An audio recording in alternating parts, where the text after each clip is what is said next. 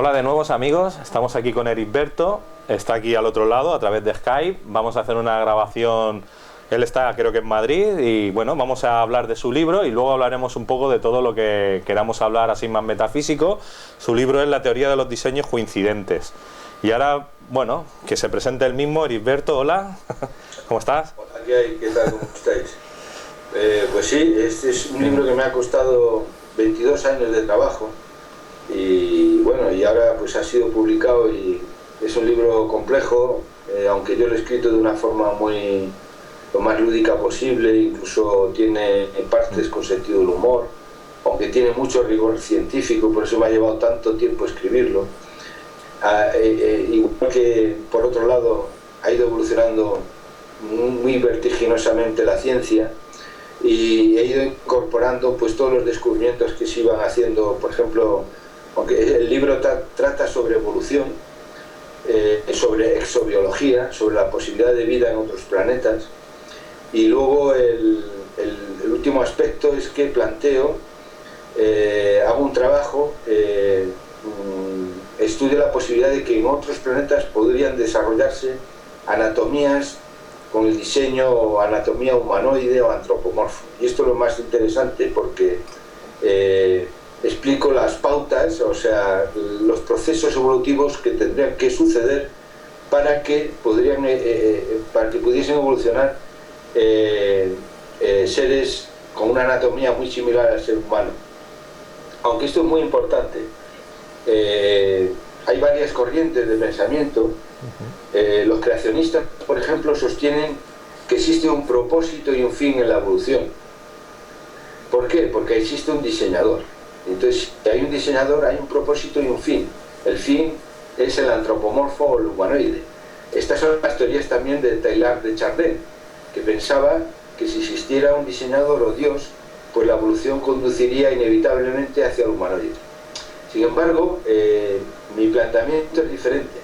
Yo no creo que exista un fin y un propósito en la evolución, sino que existen procesos adaptativos, que yo les llamo convergentes, que pueden ser los causantes de que la vida sea muy similar en los planetas con márgenes de habitabilidad o donde se pueda desarrollar la vida.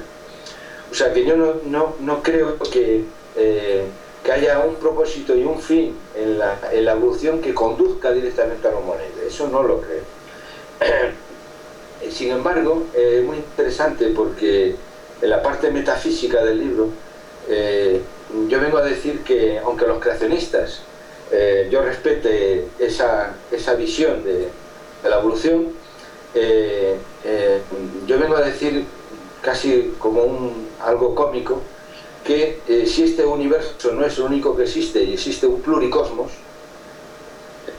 pues lleno de infinitos universos, en los universos donde se pueda dar la vida y la evolución, es posible que se desarrollen civilizaciones hasta tal punto con un conocimiento tecnológico y conociendo las leyes de la física y de la biología, que llegue a un punto donde puedan ser diseñadores no solo de vida en planetas vírgenes, sino también de universos. Y es algo, o sea, que se transformarían, podríamos decir, casi semidioses. Entonces ellos sí podrían crear universos con propósito y un fin, porque ellos crearían las leyes, ese Big Bang, que o bien se produciría ese universo bebé, como dice Kaku, el físico teórico, muy alejado del universo madre, o en otras dimensiones. Entonces el problema de los creacionistas, para mí fundamentalmente, está en que ellos no creen en el proceso de evolución. Y yo creo que si existieran diseñadores con esa capacidad, utilizarían la evolución, y no solo la evolución, sino la selección de las especies, para que los organismos pudieran evolucionar. Porque si no hay eliminación del menos apto, la evolución no va limando ese proceso y los seres no se hacen cada vez más adaptativos, van evolucionando y se hacen más fuertes, pues con todas esas capacidades para poder reproducirse. Entonces, ¿crees que existe vida inteligente en el universo seguro? O sea, es decir, lo puedes... No, yo no sé nada. Yo no sé nada. Yo lo que hago es, mira, hay dos posibilidades: o que seamos los únicos en todo el universo, o que el universo esté lleno de vida y de seres inteligentes. Las dos perspectivas son aterradoras, pero ahora mismo el ser humano se encuentra en esa incertidumbre. No sabemos si somos los únicos en el universo seres inteligentes, o también puede existir la otra perspectiva de que la vida está en todo el universo, en la galaxia, en la Vía Láctea, y que hay seres incluso inteligentes. Nosotros estamos en ese punto que no sabemos. Y yo antes te comentaba, antes de abrir la entrevista, que por un lado el proyecto SETI lleva ya más de, no sé si 30 años, intentando localizar una emisora extraterrestre, una señal extraterrestre, un código extraterrestre. Y hasta ahora dicen que no. Y por otro lado hay montones de testigos en el mundo entero que aseguran y que han fotografiado, que han tenido contacto con extraterrestres y todo lo demás. Entonces aquí hay una gran contradicción. Yo en este libro, La teoría de los diseños coincidentes, que es el título, el título viene a decir si puede haber coincidencia de diseño, si pueden haber seres inteligentes, lo que planteo, hago un estudio de si habría esa posibilidad de que la vida fuera muy similar o muy diferente a la que conocemos en la Tierra. Si podrían existir seres inteligentes que no tienen forma humanoide, este tema también lo planteo, o la inteligencia casi el camino más viable es a partir de seres vertebrados, con manos manipuladoras, seres sociables, con visión binocular frontal y una serie de cualidades adaptativas que harían que se desarrollara la inteligencia. Y esto es lo interesante, porque ahora ya hay algunos astrobiólogos, exobiólogos, que piensan que la vida en los planetas vírgenes, donde todavía no ha evolucionado, puede haber incluso una evolución química, una evolución que funciona incluso por selección natural.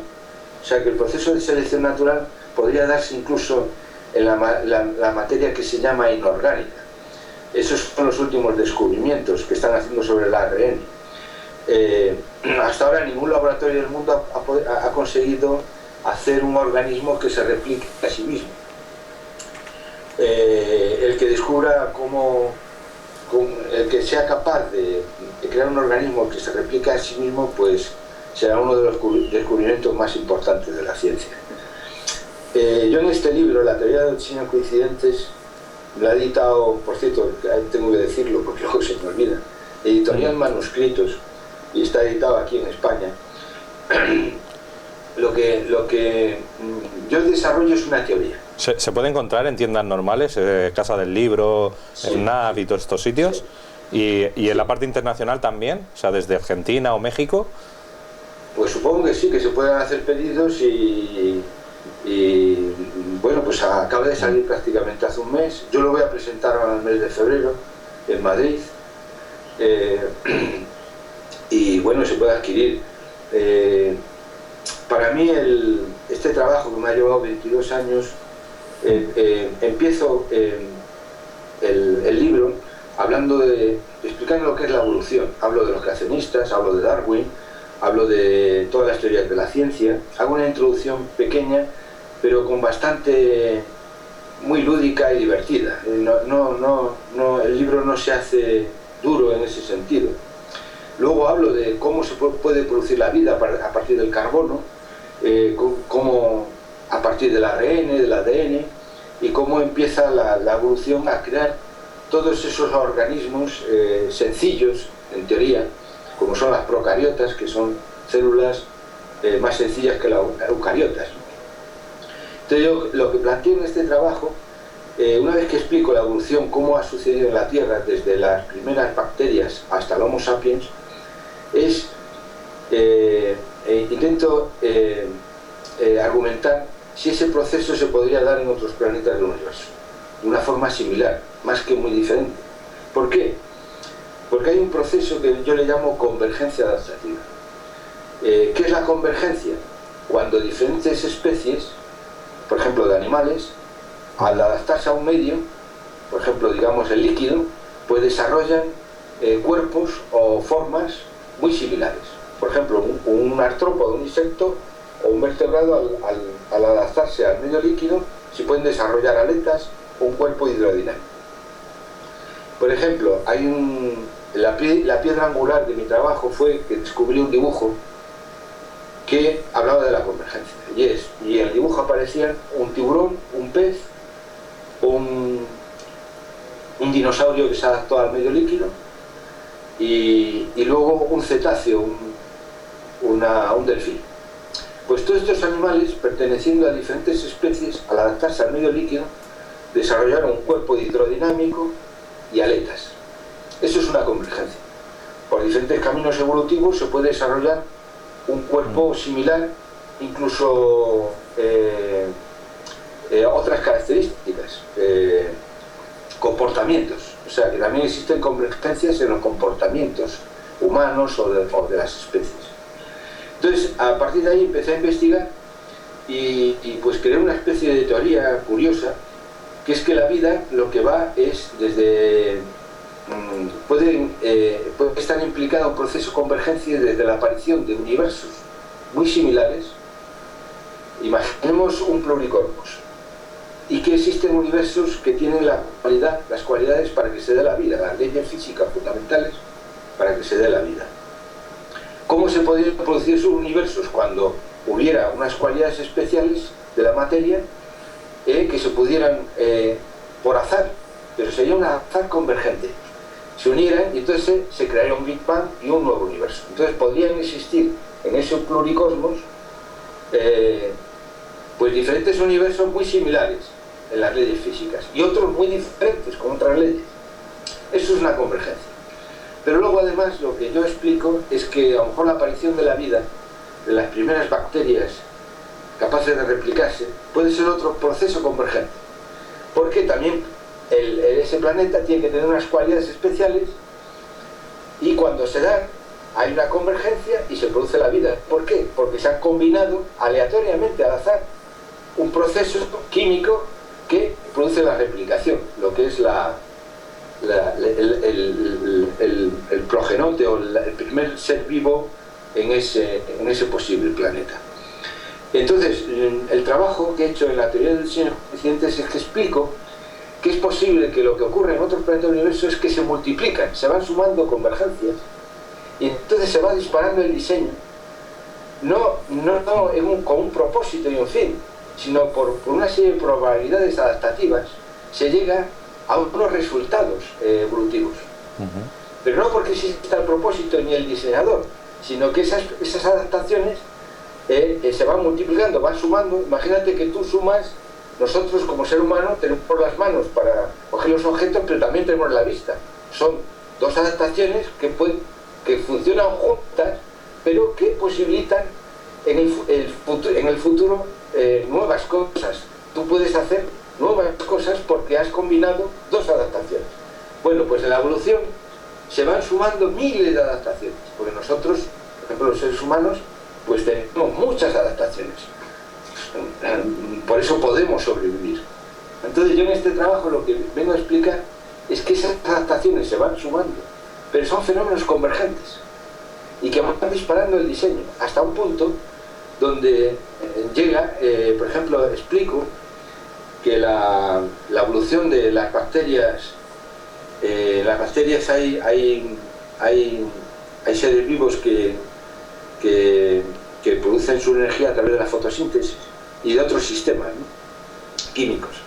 Pero, por ejemplo, en este libro explico que la expansión de la vida de las bacterias que producían fotosíntesis, que transformaban el desecho era el oxígeno, no se ha producido por casualidad, sino que ha sido desde el principio, hace 3.500 millones de años, había muchos tipos de bacterias fermentadoras, había algunas que se alimentaban de sulfuro de hidrógeno, como las que viven en las chimeneas submarinas, y había otras que podían captar los fotones de luz y producían el oxígeno en la atmósfera. Bueno, pues ahí lo que ocurrió, que había una batalla durante miles de años